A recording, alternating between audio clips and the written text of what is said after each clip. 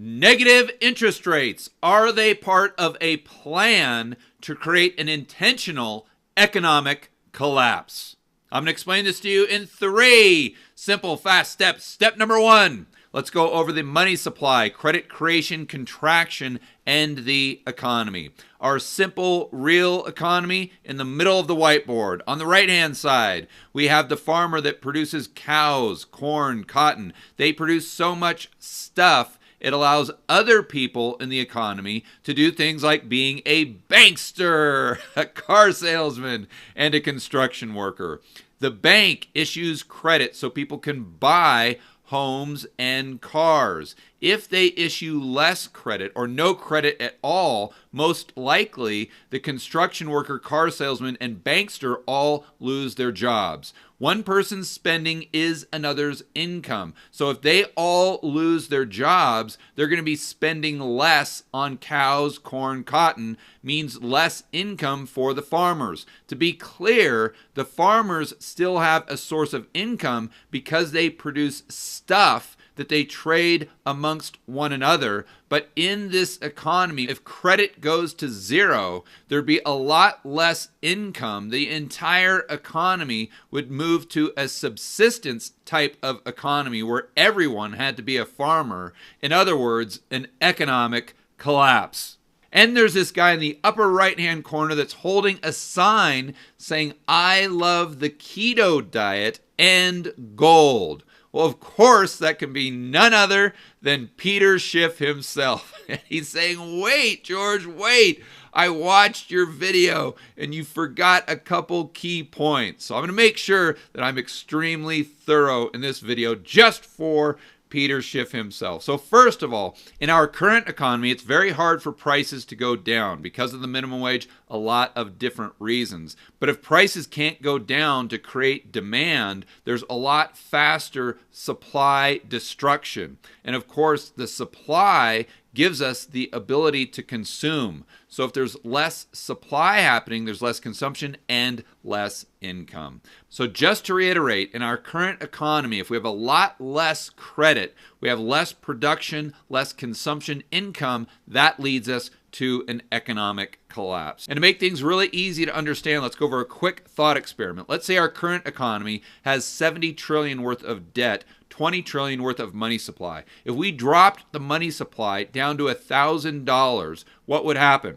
Of course, we would have an economic crisis. We'd go right back to a subsistence type of economy. And I know I'm taking it to an extreme, but you can see how this would play out to a certain degree, even if the money supply went from 20 trillion down to 15 trillion. And we can see this playing out in Ray Dalio's charts that we've used in several videos lately of the long-term debt cycle. At the end of the 100-year cycle, the debt goes down, so does the economy. Also, in Chris Cole's paper about the dragon portfolio, he shows at the end of this debt cycle, when a hawk cycle comes in, especially if it's a deflationary deleveraging, it's extremely difficult on the economy, just like the 1930s. So how do negative interest rates play a role in the money supply, expansion or contraction of credit? We have a normal bank here. Their balance sheet on the asset side, they have loans, liabilities, deposits. Well, let's say they're paying you 1% to park your money at the bank. That is a liability for them. They're paying you 1%. Well, they use those deposits as reserves to lend out money where they're making 2%. They're pocketing the spread, just basically borrowing short, lending long. We all know how it works. Now let's say the Federal Reserve drops the Fed funds rate to negative 5%. So the banks have to pay the Fed 5% for the Fed to hold their reserves. So they're losing money there. They're also losing money if they issue loans at a negative interest rate. But then what happens to the liability side of their balance sheet? Generally, this is where they'd also have to pay customers to park their money. So they're losing money with the Fed, they're losing money on the loans, and they'd be losing money with their depositors. Obviously, this business model doesn't work very long. But even if they stopped paying depositors, they took their rates down to zero, they still go bust. They would have to charge their depositors more than they're paying people to borrow money from them. And I know this gets crazy, but let's think this through. So the depositors pay the bank 3% to hold their money. The bank makes a loan at a negative 2%, meaning the bank pays the borrower 2% to take money from them. So the bank still makes the 1% spread. The difference is the balance sheet or the source of their income is completely switched.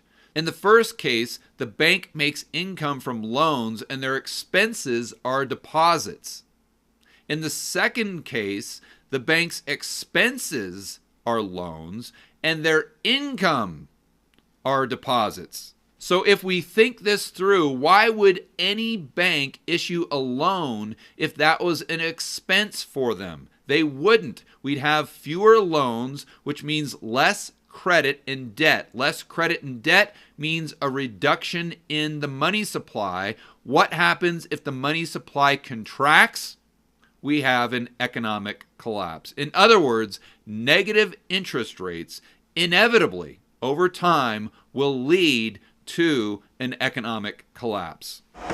Step number 2, negative repo rates. This is where you really need to put your thinking cap on. We'll go very slowly. Trust me, at the end of this step, you'll understand everything.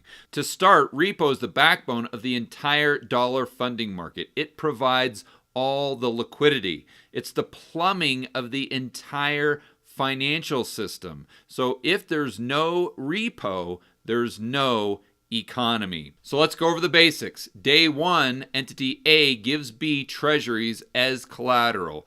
B gives A the money or the cash it needs. So A is the borrower, B is the lender. On day 2, B gives the treasuries or the collateral back to A, and A gives B more money than they borrowed. So principal plus interest. But if we have negative interest rates, look at what happens. First and foremost, why on earth would B lend A the money in the first place if they actually had to pay to lend them money? But let's just say the transaction went through. On day 2, why would B give the treasuries back? Think about that. So let's just say that they get treasuries that are valued at $1 million and they lend Bank A or Entity A $1 million in the first place. And to swap the transaction, they've got to give back the treasuries that are worth $1 million and get back, let's say, $900,000. It doesn't even make sense. Entity B would just keep the treasuries and sell them on the open market. But it gets even more bizarre. Let's go to the right, and we have investor Ian. He is holding on to some treasuries, pristine collateral in the repo market. And Bank A needs treasuries because they sold treasuries short, meaning they sold them into the market. Therefore, they have to borrow the treasuries to sell. Stay with me on this one. I know it gets very bizarre, but just to reiterate, investor Ian has treasuries that Bank A needs because Bank A has to sell them into the market. So they go to investor Ian and say, listen, Ian, we really need a favor. If you give us those treasuries, we'll let you borrow money at 2%. So, of course, Ian says, what are you talking about? Why on earth would I pay you for money that I don't even need for this awesome piece of collateral I have right here? But Ian starts to think about it, and he says, wait a minute. I know those guys over at Bank B, and they really need money. And in fact, they're willing to pay 3% for money, even more than the 2%, because they don't have pristine collateral. They have garbage, toxic sludge on their balance sheet, but they still need the cash. They need the liquidity. So if I give my treasuries to Bank A and they let me borrow money at 2%, I can go ahead and lend the money to Bank B at 3% and pocket the spread. You see how this adds additional liquidity to the repo market that wouldn't have been there otherwise. If it was just Bank A dealing with Bank B, there would have been no deal because Bank A needed treasuries and Bank B only had toxic sludge. The main takeaway right here is you have to understand in the repo market, it's not just entities needing to borrow money, it's also entities needing to borrow collateral. Now let's insert negative interest rates. Instead of the bank allowing Ian to borrow money at 2%, they're now paying him 2% to borrow the money so they can get the treasuries they need to sell into the market. Well, at this point, if he's making 2% on his money, why on earth would he re-lend the money, especially if he's lending it at a negative interest rate? So again, let's think this through. He's being paid 2% to borrow money.